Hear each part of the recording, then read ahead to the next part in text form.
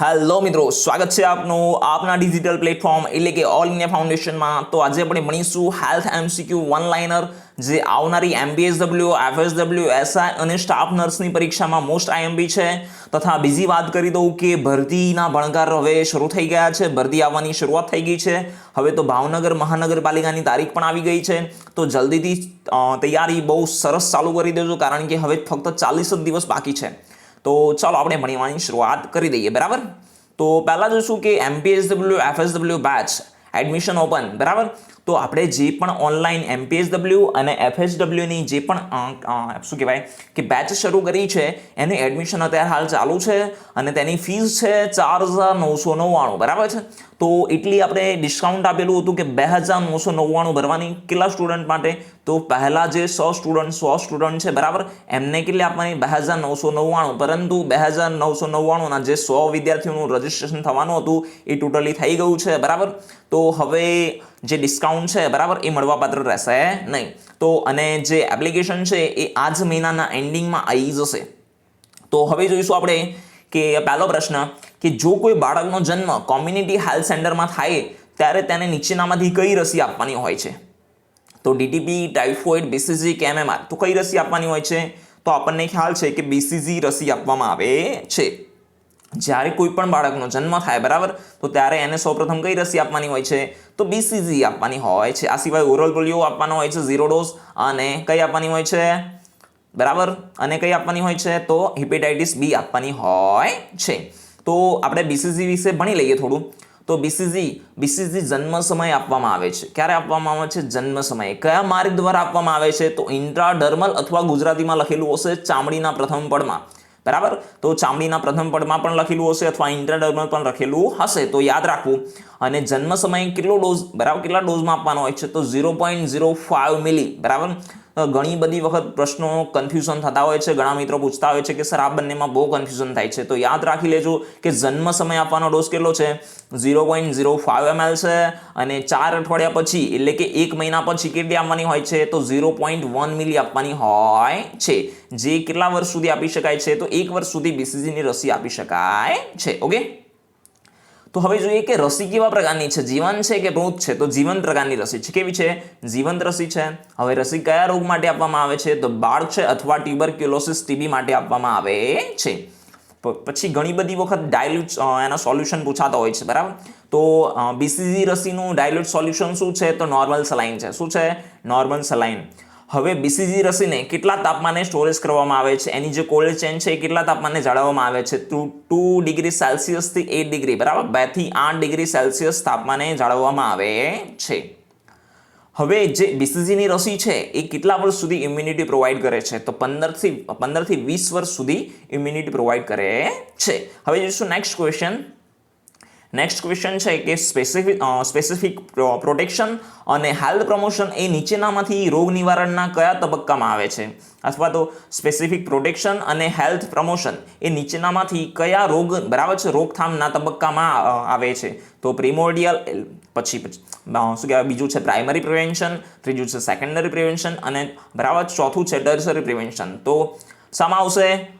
શું છે? તો સ્પેસિફિક પ્રોટેક્શન અને હેલ્થ પ્રમોશન. તો જે હેલ્થ પ્રમોશન આવે છે એ પ્રાઇમરી પ્રિવેન્શનમાં આવશે. શામાં આવશે? પ્રાઇમરી પ્રિવેન્શનમાં આવશે. તો ઘણી બધી વખત મોસ્ટ ઓફ બધી એક્ઝામમાં આના પ્રશ્નો આવતા હોય છે. તો આજે આપણે એને ડિટેલ્સમાં જ ભણી લઈશું, જેથી તમારો એક પણ માર્ક્સ કપાશે નહીં. તો જોઈએ રોગની રોકથામના કેટલા પગથિયા છે? તો 4 સ્તર છે. કેટલા છે? 4. એક પ્રારંભિક એટલે પ્રિમોર્ડિયલ, બરાબર છે, પ્રાથમિક અટકાયત એટલે કે પ્રાઇમરી, પછી સેકન્ડરી અટકાયત, અને ટર્શરી અટકાયત એટલે કે તૃતીય અટકાયત. બરાબર છે. તો હવે 1 બાય 1 એના ક્વેશ્ચન જોઈશું કે પ્રારંભિક અટકાયતમાં શું હોય છે? બરાબર, પ્રારંભિક અટકાયતમાં શું હોય છે? તો રોગની, બરાબર છે, એ રોગના આરંભ થયા પહેલા તેની અટકાયત કરવામાં આવે, કે એવું વાતાવરણ ઊભું કરવું કે જેનાથી રોગ જ ના થાય. તો એવું રોકથામનું સ્તર હોય છે એ શામાં આવશે? તો પ્રારંભિક અથવા પ્રિમોર્ડિયલમાં આવશે. બંને યાદ રાખજો, કારણ કે ઘણી બધી વખત અંગ્રેજીના પ્રશ્નો, બરાબર, અંગ્રેજી સીધું લખેલું આવતું હોય છે. પછી બીજું જોઈએ કે પ્રાથમિક અટકાયતમાં શું આવે છે? તો આપણે ઉપર જો હેલ્થ પ્રમોશન આપવામાં આવે, બરાબર, હેલ્થ પ્રમોશનને બધું પ્રાધાન્ય આપવામાં આવે છે. તો જોઈએ શું આવશે? હેલ્થ પ્રમોશન: સ્વાસ્થ્યને ઉત્તેજન આપવું, વિશિષ્ટ સંરક્ષણ પૂરું પાડવું. દાખલા તરીકે ગર્ભવતી મહિલાને આયર્ન અને ફોલિક એસિડ ગોળી આપવી, બરાબર છે. પછી વિશિષ્ટ રોગોથી બચવા રસીકરણ કરવું, તો આ કઈ અટકાયતમાં આવશે? તો પ્રાથમિક અટકાયતમાં આવશે. કઈ અટકાયતમાં આવશે? પ્રાથમિક. હવે જોઈશું કે સેકન્ડરી અટકાયતમાં શું આવશે, બરાબર. સેકન્ડરી અટકાયતમાં શું આવશે? તો સેકન્ડરી અટકાયતમાં ઈડીપીડી આવશે, બરાબર. અર્લી ડાયગ્નોસ્ટિક્સ, બરાબર, એ બધું આવશે. આપણે બતાવું તમને. રોગનો ઝડપી અને સવેરા નિદાન, બરાબર. રોગનો ઝડપી અને સવેરા નિદાન પછી તેનો તરત જ ઇલાજ કરવો. જેમ કે મલેરિયામાં ક્લોરોક્વિનની ગોળી આપવામાં આવે છે. પછી ટીબી રોગમાં ટીબી વિરોધી રસી શું કહેવાય દવા આપવામાં આવે છે. તો આ બધું જ છે એ શામાં આવશે? ઈડીપીડી, બરાબર છે. ઈડીપીડી એટલે કે સેકન્ડરી અટકાયતમાં આપવામાં આવશે. હવે બાકી રહ્યું તૃતીય અટકાયત. તો તૃતીય અટકાયતમાં શું આવે છે? તો રોગ થઈ જાય, બરાબર. રોગ થઈ જાય અને એની વિકૃતિ આવે ત્યારબાદના પગલાં લેવામાં આવે છે. જેમ કે, બરાબર છે, કોઈ પણ વ્યક્તિ હોય એનું, બરાબર છે, એને કૃત્રિમ અંગ આપવું વગેરે વગેરે, બરાબર છે. તો ગુજરાતીમાં યાદ રાખજો, પુનર્વસન અને વિકલાંગતા, બરાબર, અથવા તો ઇંગ્લિશમાં કહીશું રિહેબિલિટેશન, બરાબર. અથવા ખૂળ ખાંપણતા આવે એ કયા અટકાયતમાં આવશે? તૃતીય અટકાયતમાં આવશે.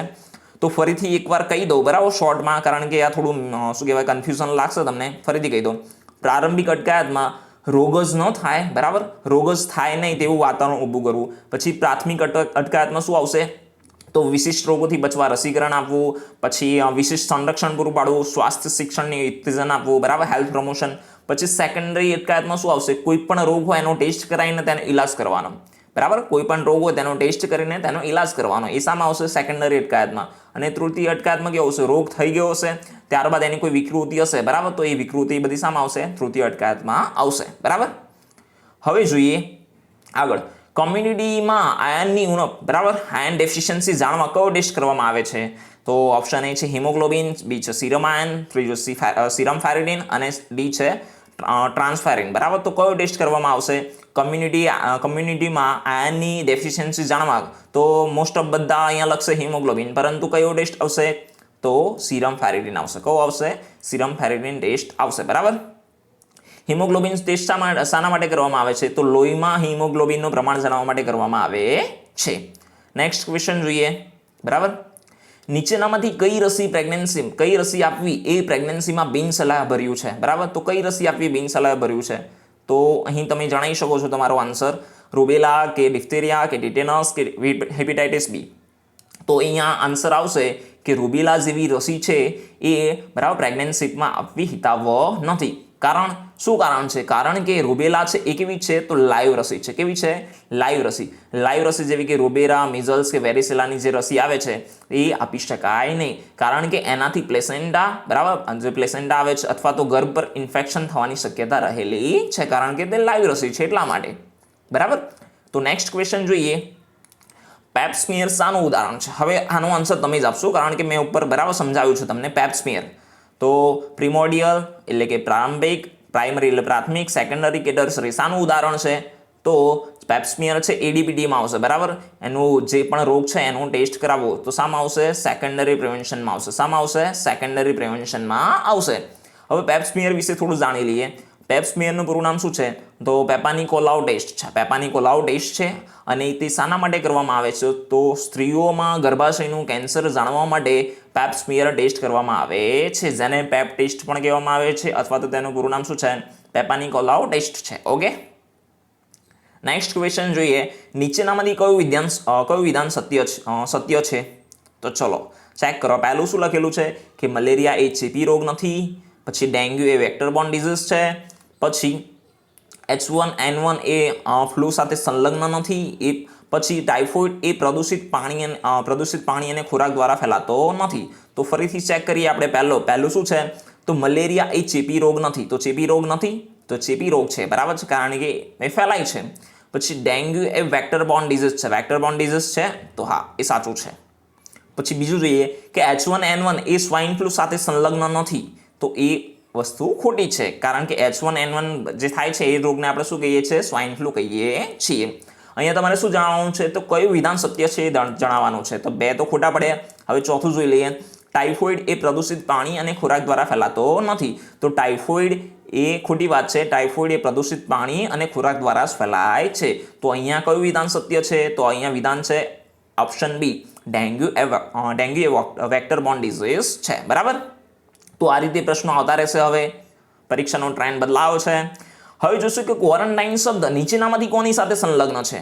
બરાબર, તો તમે જવાબ આપશો કે આરામ સમય આવશે, કે મહત્તમ ઇન્ક્યુબેશન પીરિયડ, લઘુત્તમ ઇન્ક્યુબેશન પીરિયડ, કે જનરેશન સમય. તો આનો આન્સર આવશે મહત્તમ ઇન્ક્યુબેશન પીરિયડ. બરાબર, ક્વોરન્ટાઇન એટલે શું? કોઈ પણ રોગનો ક્વોરન્ટાઇન એટલે કે એનો ઇન્ક્યુબેશન પીરિયડ હોય, બરાબર છે, એ દરમિયાન એને અલગ રાખવાનો. બરાબર, તો મહત્તમ ઇન્ક્યુબેશન સમય આવશે એનો. હવે ક્વોરન્ટાઇન વિશે થોડું જાણી લઈએ. બરાબર, તો ક્વોરન્ટાઇન શબ્દનો ગુજરાતી અર્થ શું થાય છે? તો સંસર્ગ નિષેધ થાય છે. શું થાય છે? સંસદ. એ કઈ ભાષાનો શબ્દ છે? તો વાર્નિશ અથવા વેનેશિયન ભાષાનો શબ્દ છે. બરાબર છે, જે મૂળ ઇટાલિયન ભાષાની છે. જે ઇટાલી છે, બરાબર, ત્યાંની એક પ્લેસ છે, ત્યાં વેર્નિશ ભાષા બોલવામાં આવે છે. તો વેર્નિશ અથવા ઇટાલિયન યાદ રાખજો. અને તેનો મિનિંગ શું થાય છે? ક્વોરન્ટાઇન શબ્દનો મિનિંગ શું થાય છે? તો 40 ડેઝ. શું થાય છે? 40 દિવસ. શું થાય છે? 40 દિવસ. ફરીથી ક્વોરન્ટાઇન શબ્દનો ગુજરાતી અર્થ સંસર્ગ નિષેધ, તે એક વેર્નિશ ભાષાનો શબ્દ છે અને તેનો અર્થ 40 દિવસ એવો થાય છે. ઓકે, હવે જોઈએ આગળનો પ્રશ્ન. એક બાળકને ડેન્ગ્યુ હેમરેજિક ફીવર થયો છે, તો તમે એને નીચેનામાંથી કઈ સારવાર નહીં આપો. બરાબર, કઈ સારવાર આપશો નહીં એવું નથી, કઈ સારવાર નહીં આપો. તો ORS પહેલું ઓપ્શન છે ORS આપવું. જો સતત તાવ હોય તો આપી શકાય. બરાબર છે. પછી ઓપ્શન સી જોઈ લઈએ, હાઇપોગ્લાયસેમિયાથી બચાવવું. બરાબર, તો આ બી સાચું છે. હાઇપોગ્લાયસેમિયા એટલે શું સમજાવું છું. પછી ત્રીજું કે આરામ અને ઊંઘ, એ પણ જરૂરી છે. તો જ્યારે ડેન્ગ્યુને હેમરેજિક ફીવર થયો હોય તો એસ્પિરિન આપવી. તો એસ્પિરિન આપી શકાય નહીં. ડેન્ગ્યુમાં એસ્પિરિન આપવાની હોતી નથી. હાઇપોગ્લાયસેમિયા, બરાબર, હાઇપોગ્લાયસેમિયા એટલે શું થશે? તો ગ્લાયસેમિયા એટલે એક પ્રકારનો ગ્લુકોઝ, અને હાઇપો એટલે ઓછું. ગ્લુકોઝનું પ્રમાણ ઓછું થવાથી બચાવવું. એટલે શું કહેવાય? હાઇપોગ્લાયસેમિયામાં શું થાય છે? તો ગ્લુકોઝનું પ્રમાણ ઘટી જાય છે, તો એનાથી બચાવવું. બરાબર, તો અહીંયા કઈ સારવાર નહીં આપવાની? તો અહીંયા જવાબ એસ્પિરિન આપવાની થતી નથી. બરાબર, આગળનો પ્રશ્ન જોઈશું કે પર્ટુસિસને બીજા કયા નામથી ઓળખાય છે. બરાબર, પર્ટુસિસ બીજા કયા નામથી ઓળખાય છે? તો એકાંતિયો તાવ, કે 100 ડે કફ, કે જર્મન મિઝલ્સ, કે અમેરિકન મિઝલ્સ. તો અહીંયા આન્સર આવશે પર્ટુસિસને બીજા 100 ડે કફના નામથી ઓળખવામાં આવે છે. બરાબર, ખ્યાલ આવી ગયો? પર્ટુસિસ એટલે 100 ડે કફ, અથવા એને વૂપિંગ કફ પણ કહેવામાં આવે છે. બરાબર, કયું નામ આવે છે? વૂપિંગ કફ પણ કહેવામાં આવે છે. પછી તમને પૂછવામાં આવે કે 3 ડે ડિઝીઝ, પેલો 100 ડે કફ હતો. બરાબર, 100 ડે કફ શું હતો? તો શું ફરીથી બતાવી દો કે 100 ડે કફમાં શું હતું? તો 100 ડે કફમાં પર્ટુસિસ હતું. શું હતું? પર્ટુસિસ. શું હતું? પર્ટુસિસ. બરાબર, ધ્યાન રાખજો, પર્ટુસિસ. બરાબર, તો હવે આગળ જોઈએ કે 3 ડે ડિઝીઝ. બરાબર, હવે 3 ડે ડિઝીઝ પૂછે તો રૂબેલા અથવા તો જર્મન મિઝલ્સ. 3 ડે ડિઝીઝ નામથી કયો રોગ ઓળખાય છે? તો રૂબેલા અથવા જર્મન મિઝલ્સ. 100 ડે હશે તો તમારે શું લખવાનું?